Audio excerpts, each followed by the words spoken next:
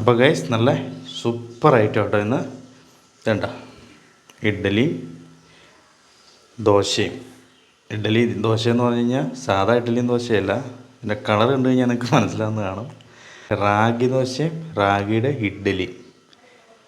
അപ്പോൾ നമുക്ക് നേരെ ഇതിൻ്റെ റെസിപ്പിയിലോട്ട് പോകാം. വീഡിയോയിലോട്ട് പോകുന്നതിന് മുമ്പ് ആദ്യമായിട്ട് നമ്മുടെ വീഡിയോ കാണുന്നവരാണെങ്കിൽ ചാനൽ സബ്സ്ക്രൈബ് ചെയ്യാൻ മറക്കില്ല കേട്ടോ. അതുകൊണ്ട് തന്നെ തൊട്ടടുത്തുള്ള ബെല്ലൈക്കൻ എനേബിൾ ചെയ്യുകയാണെങ്കിൽ ഞാൻ അപ്ലോഡ് ചെയ്യുന്ന വീഡിയോസ് കറക്റ്റായിട്ട് നിങ്ങൾക്ക് നോട്ടിഫിക്കേഷനായിട്ട് എത്തുന്നതായിരിക്കും കേട്ടോ. ഇനി ഫേസ്ബുക്കിലാണ് നിങ്ങൾ ഈ വീഡിയോ കാണുന്നതെന്നുണ്ടെങ്കിൽ ഷെഫ് സജിൻ എന്ന് പറയുന്ന എൻ്റെ യൂട്യൂബ് ചാനലിലൂടെ ഒന്ന് സബ്സ്ക്രൈബ് ചെയ്ത് സപ്പോർട്ട് ചെയ്യണം കേട്ടോ. നേരെ വീഡിയോയിലോട്ട് പോകാം. വാ. അപ്പോൾ റാഗി ദോശ ഉണ്ടാക്കാൻ വേണ്ടി ഞാൻ എടുത്തിരിക്കുന്നത് 1 ഗ്ലാസ് പച്ചരി ഞാൻ എടുത്തിട്ടുണ്ട് കേട്ടോ. പിന്നെ ഒരു 1/4 ഗ്ലാസ് ഉഴുന്ന്. പിന്നെ നമുക്ക് ഇഡ്ഡലിക്കാണെങ്കിൽ കുറച്ചുകൂടെ ഉഴുന്ന് മുമ്പോട്ട് നിൽക്കുകയാണെങ്കിൽ നല്ലതായിരിക്കും കേട്ടോ.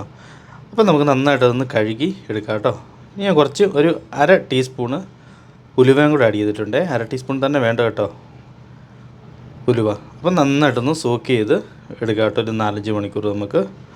അപ്പോൾ ഞാൻ നന്നായിട്ട് സോക്ക് ചെയ്തെടുത്തിട്ടുണ്ട്. നമുക്കിതൊന്ന് മിക്സിയുടെ ജാറിലിട്ടൊന്ന് പേസ്റ്റ് ചെയ്തെടുക്കാവേ. ഗ്രൈൻഡറിൽ പേസ്റ്റ് എടുക്കുകയാണെങ്കിൽ ദോശയ്ക്ക് ഏറ്റവും നല്ലതാണ് കേട്ടോ. ഇതിപ്പോൾ ചെറിയ ക്വാണ്ടിറ്റി ഉള്ളതുകൊണ്ട് ഞാൻ മിക്സിയുടെ ജാറിനകത്ത് പേസ്റ്റ് ചെയ്തെടുക്കുവാണേ. കുറച്ച് വെള്ളം കൂടെ ആഡ് ചെയ്തിട്ടുണ്ട്.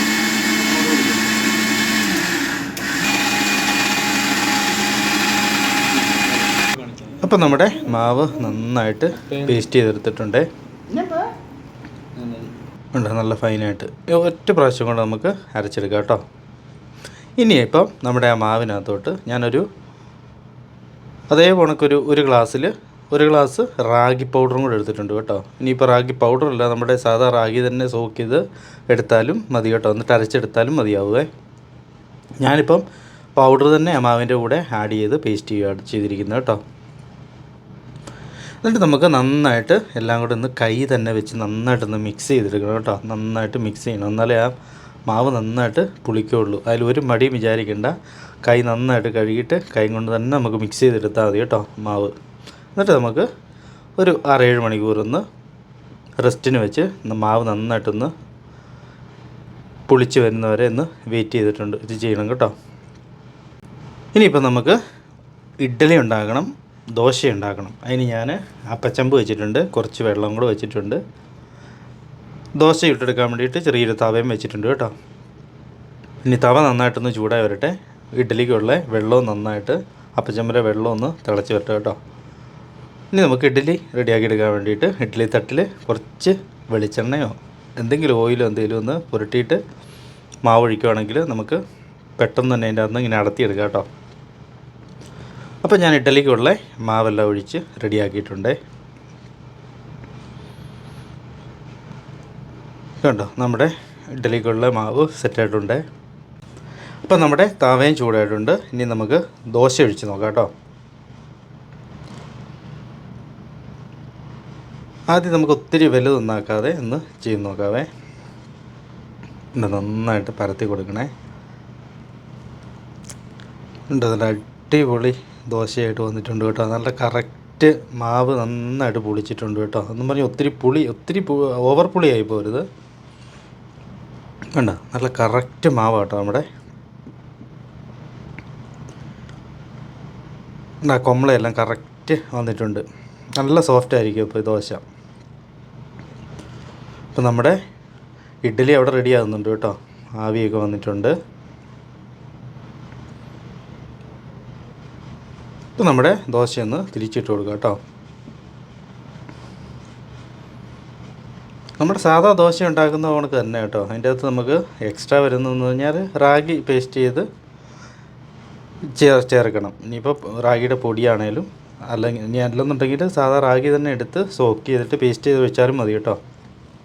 നല്ല ഹെൽത്തി ആയിട്ടുള്ളൊരു ദോശ തന്നെ കേട്ടോ റാഗി ദോശ. അപ്പം ഞാൻ രണ്ടാമത്തെ ദോശയും കൂടെ ഇട്ടിട്ടുണ്ട് കേട്ടോ. അത് നമുക്കൊന്ന് അത് ഇച്ചിരി വലുതാക്കിയാണ് ഞാൻ ആക്കിയിരിക്കുന്നത്. അതൊന്ന് നമുക്ക് തിരിച്ചിട്ട് റെഡിയാക്കി എടുക്കാവേ. ഒത്തിരി നന്നായിട്ട് പരത്തി കഴിഞ്ഞ് കഴിഞ്ഞാൽ നമുക്ക് തിരിച്ചിടേണ്ട ആവശ്യമില്ല കേട്ടോ. ദോശ മസാല ദോശ നെയ് റോസ്റ്റൊക്കെ ഉണ്ടാക്കുന്ന ആ ഒരു രീതിയിൽ പരത്തിയെടുക്കുകയാണെങ്കിൽ. അപ്പോൾ നമ്മുടെ ഇഡ്ഡലി ഇത് നല്ല അടിപൊളിയായിട്ട് ഇതാ റെഡി ആയിട്ടുണ്ട് കേട്ടോ. നോക്കി എന്ത് രസമാണെന്ന് നോക്കിയാൽ, കളറൊക്കെ നോക്കി എന്ത് രസം. അത് കാണുന്നതുകൊണ്ട് തന്നെ ടേസ്റ്റും അപാര ടേസ്റ്റാണ് കേട്ടോ. റാഗി ഇഡ്ഡലി, റാഗി ദോശയും. ഇനിയിപ്പോൾ നമുക്ക് പെട്ടെന്നൊരു ചട്നിയും കൂടെ അതിന് റെഡിയാക്കി എടുക്കാവേ. ഇപ്പം നമ്മുടെ ഇഡ്ഡലിയും ദോശയും അവിടെ റെഡി ആയിട്ടുണ്ട്.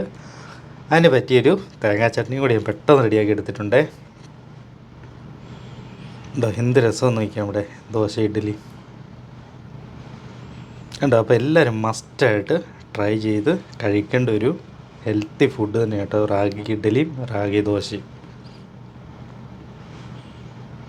ഉണ്ടോ എന്ത് രസമെന്ന് നോക്കിയാൽ നമ്മുടെ റാഗി ദോശ ഇഡ്ഡലി. ആർക്കും സിമ്പിളായിട്ട് പെട്ടെന്ന് ചെയ്തെടുക്കാൻ പറ്റിയൊരു അടിപൊളിയായിട്ടുള്ളൊരു ബ്രേക്ക്ഫാസ്റ്റ് ഐറ്റം കേട്ടോ.